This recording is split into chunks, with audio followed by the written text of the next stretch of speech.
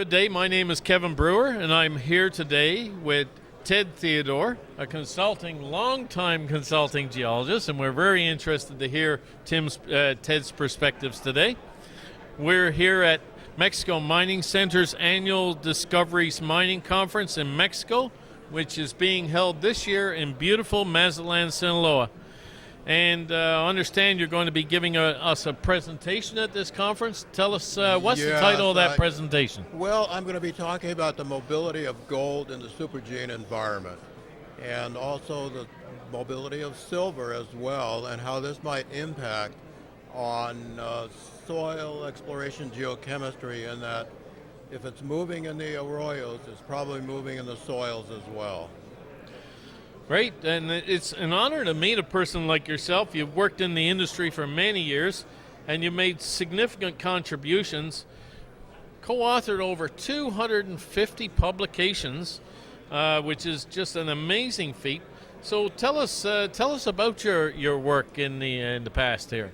Well, I started off with the Geological Survey working on the fringes of a large porphyry system. At that time, the Geological Survey was prompted by the Treasury Department to try to find gold because they wanted the United States to become more of a bulk producer of gold, and this was in the late 60s. And then what happened was I essentially moved from that program that we had into studying the porphyry system itself, and then more or less kind of got locked into the district for a number of years and moved on and looked at moly porphyries and whatever. But then I continued on with my regional geologic mapping and the preparation of quadrangle maps. As I said, that was the first. I'm essentially a field geologist. So. And then you retired now. That is really quotations here from the U.S. Geological Survey. And since then, you've been working in places like Mongolia and Russia. Tell us a bit about that. Well, one of the most interesting things in Mongolia is I many times would be the only Caucasian in some of these camps out in the Gobi Desert. And they always would feed me first, and I couldn't stand it. And so I finally went to my boss, and I said, well, I just don't like this at all. And they said, that's okay. The Mongolians always want to feed the oldest person first. Oh, very good. So, yeah. Anyway, and then I spent a lot of time in Russia as well. Yeah. Many, many trips, maybe 20 or so, going in and trying to find something there. But then eventually the political situation just became so bad that it was just not worth continuing that at all.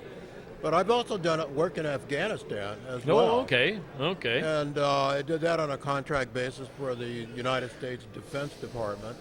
And it was kind of leery having to have a rifleman together with a machine gunner and then two rocket launcher guys guarding you while you're out doing field work, and being flown in by two helicopters, one of which included a medic and then a doctor on the other helicopter, and then also being warned, don't carry your passport, because if you get shot, you're going to get blood all over your passport, and then we're not going to be able to get you out of the country.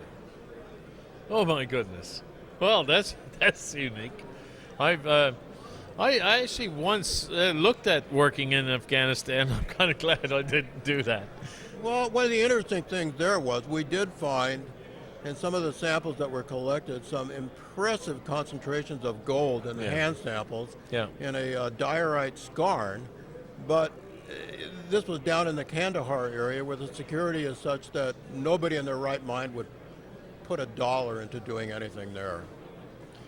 So more recently, you've been studying vein and orogenic gold occurrences around Sonora, Mexico.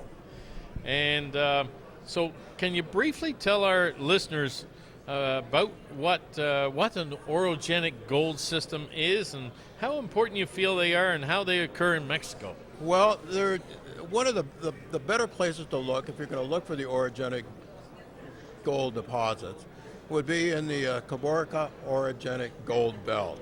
And there, one of the things that I think is really telling is that many times that you will find very good, well-developed mylonitic rocks with sulfides strung out along the mylonites, and there's gold. They're carrying gold.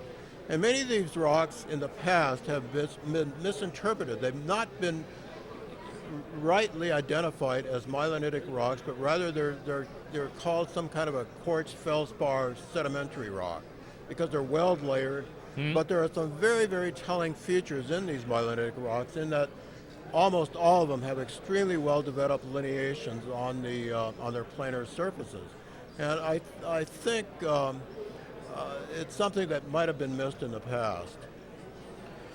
Well, it's great that you're helping everyone understand these systems. You've spent your whole life doing that and helping others understand systems around the world. And we certainly, it's a pleasure to talk to you here today about some of your more recent studies and some of your past fun activities in some weird places around this world. Yeah. Thanks to the Mexican Mining Center for this opportunity at this conference in Mazatlan. In 2020, Mexico Mining Center will be hosting another conference in Mexico, so stay tuned on that front. And meanwhile, stay informed of activities in Mexico and properties for sale by going to their website at www.mexicominingcenter.com. Thank you. My name is Kevin Brewer, and it was a pleasure meeting you today. Thank you very much, Kevin. Thank you very much. It's been a pleasure myself. Okay, Thank bye-bye. you.